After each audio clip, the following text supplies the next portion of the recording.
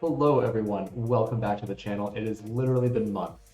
I've been super busy with buying a new house and moving into it. I know it's kind of bare right now, but I'm hoping to make this game room just a little bit more awesome every time I post a new video.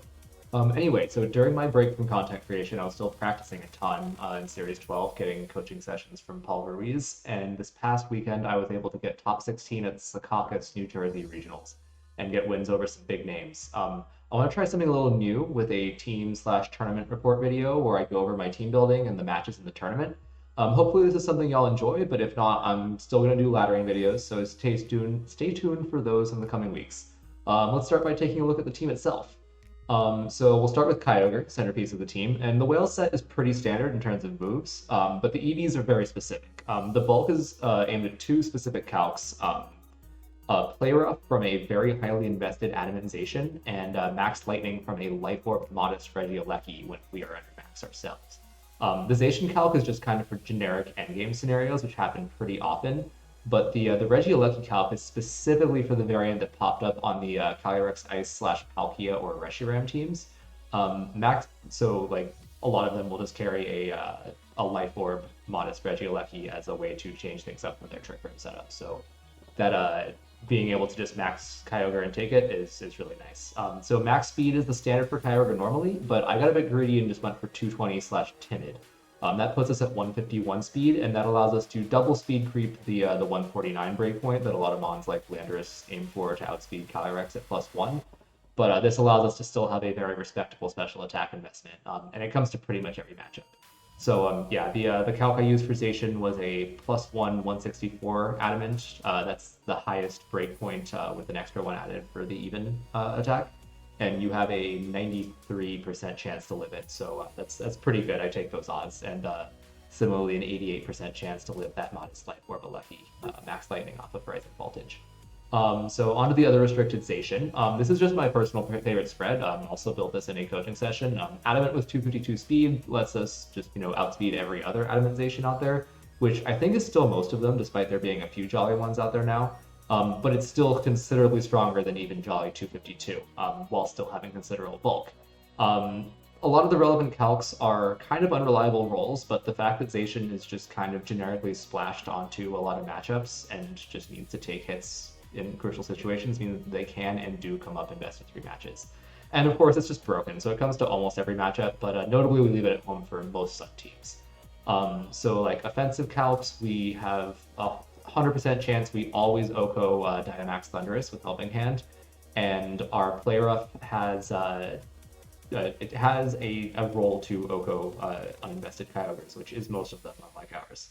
On the defensive side, we have an 88% chance to take a +1 Life Orb Astral from Kyogre's Shadow. We always take Behemoth Blade from any Zacian, period, even with +1 with 252 Adamant. From a Water Spout and Rain on Kyogre, we have about a 60% chance to live it. And similarly for a fully invested Adamant Groudon Precipice Blades. So, obviously 60% is still kind of low, but in an endgame that it's still better chances that you get it than you don't, and living an attack like that from something big like Kyogre or Groudon is huge. Okay, so next we have Thundurus. Now this is probably the most creative bit on the team. Normally this kind of team runs Zapdos, but I took Thundurus as kind of a meta pick against Rinja Sun when it was still popular, and unfortunately Rinja has completely disappeared from the meta game. But against it, it's amazing because you're faster than Charizard, so you can just max Lightning into it. And even if it swaps out into one of the ground types, specifically Gastrodon most of the time, since you're a Kyogre team, you just get max Overgrowth against it off of Grass Knot, and so it's mixed that way.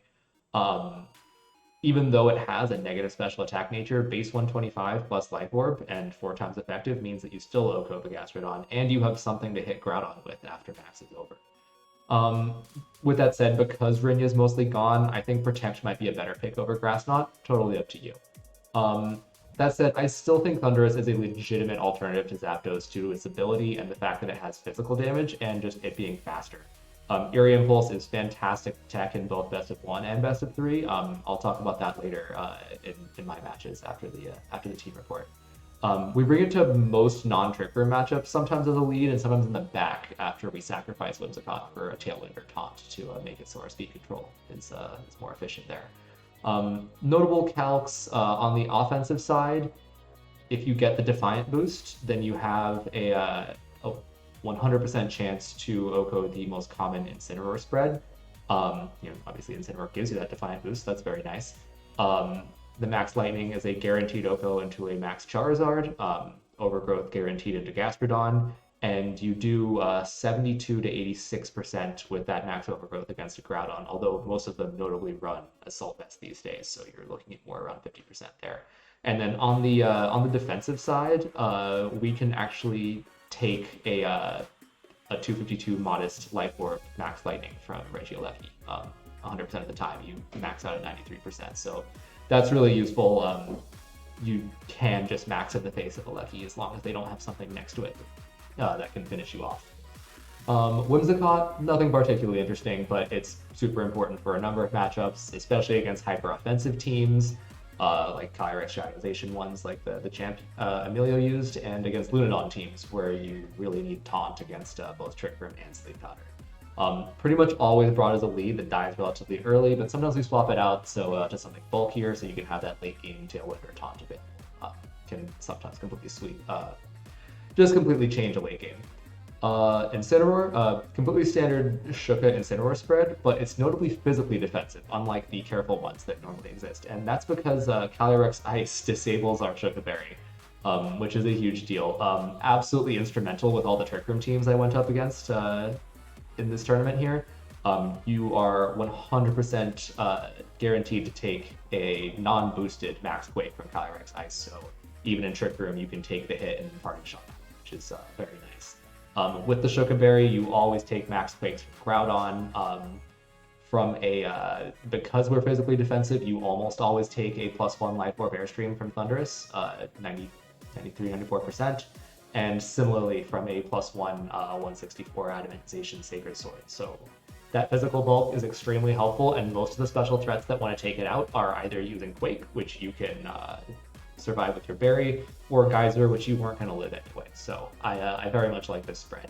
Then Rillaboom rounds us out.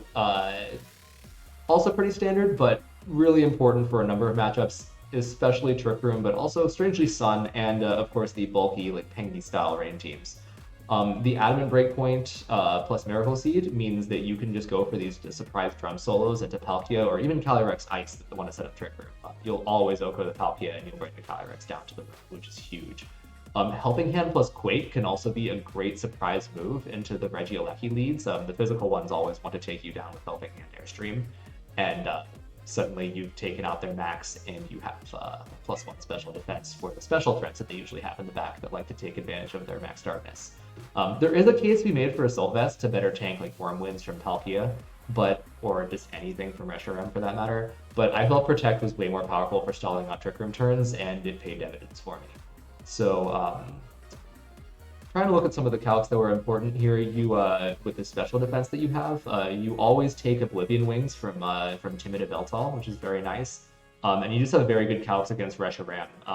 For example, if they're timid, you always take their max flares when you max. And in the rain, which you can of course set, you can even take it from the modest ones while small. So that's great.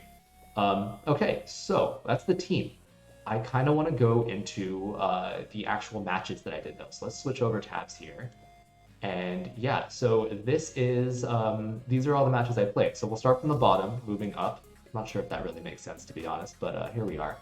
So yeah, let's start with this match against, I'm gonna butcher their name and I should have asked, but Hariharan. They had a really cool team.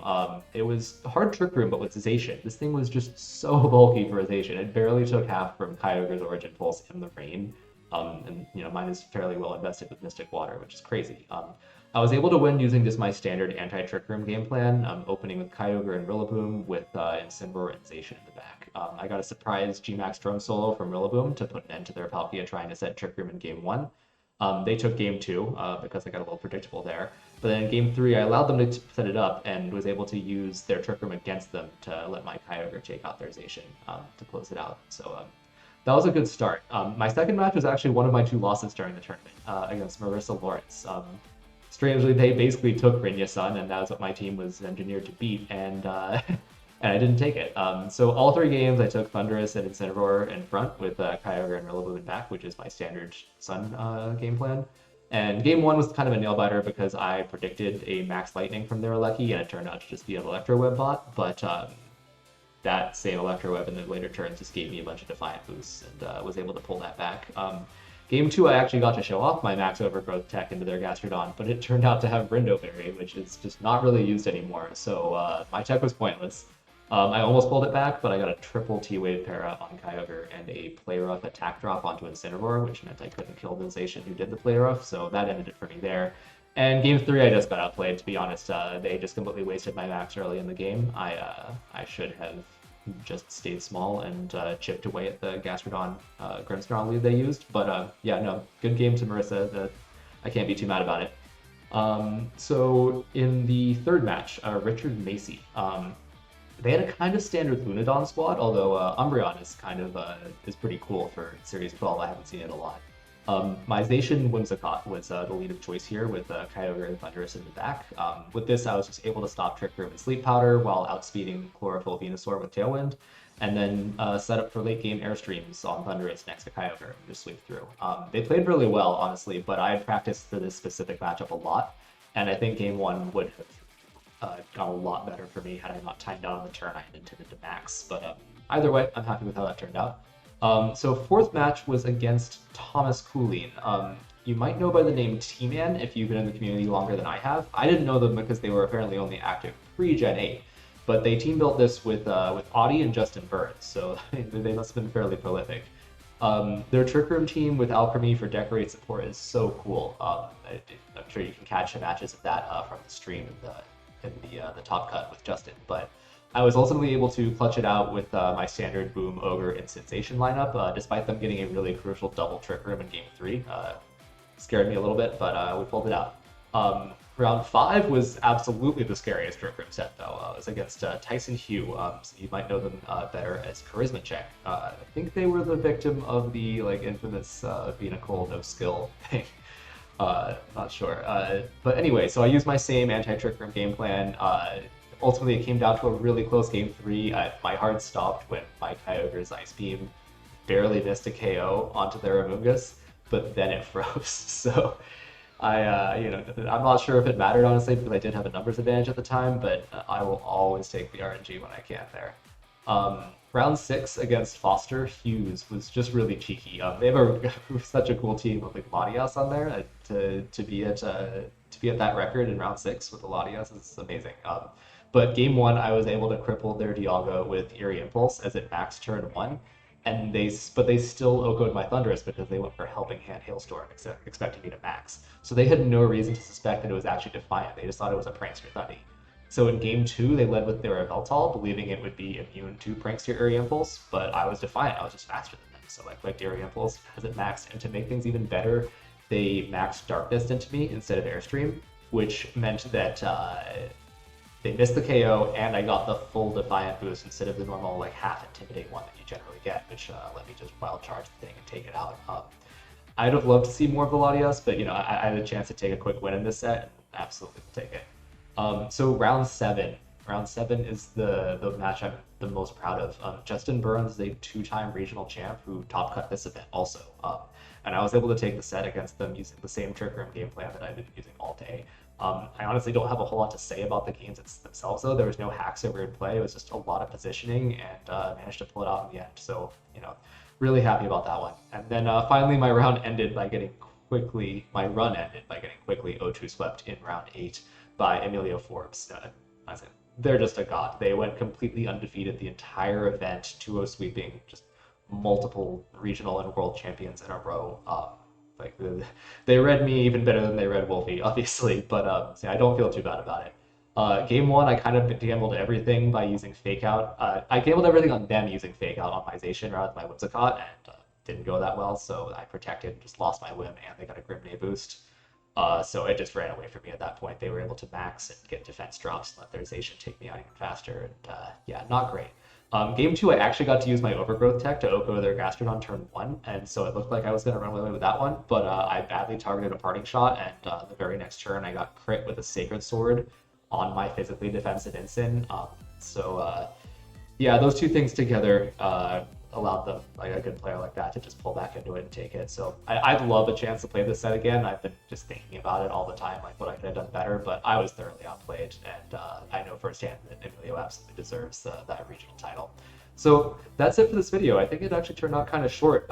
Let me know if you enjoy this kind of analytical content or if it's too dry compared to the actual laddering. I have some matches with the Pikachu team already recorded, and I've been practicing Trick Room with Reshiram because I think it's such a cool restricted to play with. So I'll give that a shot soon too. Until next time.